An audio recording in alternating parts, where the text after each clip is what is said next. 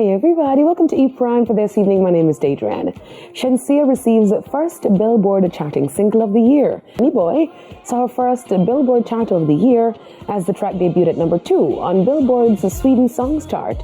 She owes all credits to German Grammy Award-winning DJ and producer Purple Disco Machine, who tapped her for the collab with the legendary guitarist Nile Rodgers.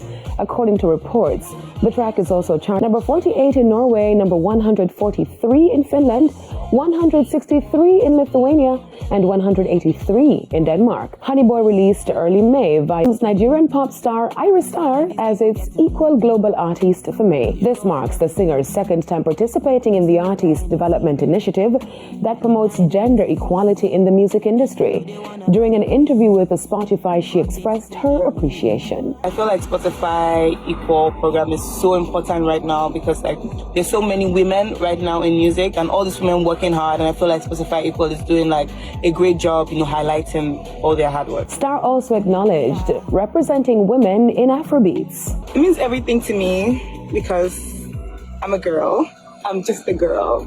So I have to support my gender and level the playing field. Ira Star is best known for her hits Bloody Samaritan, Rush, and Rhythm and Blues.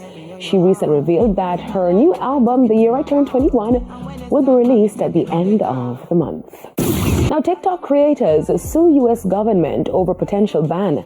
According to the Associated Press, 8 TikTok content creators sued the U.S. government on Tuesday, issuing another challenge to the new federal law that would ban the popular social media platform nationwide if its China-based parent company ByteDance does not sell its stake within a year. The creators argue that it violates their First Amendment rights to potentially shuttering a medium of communication that has become a critical part of American life.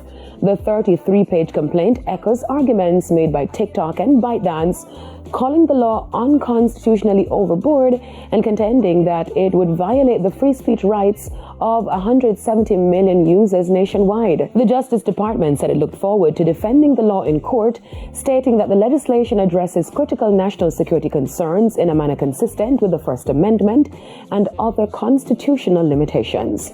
That's it for E Prime this evening. I am Daedran. Thank you for watching.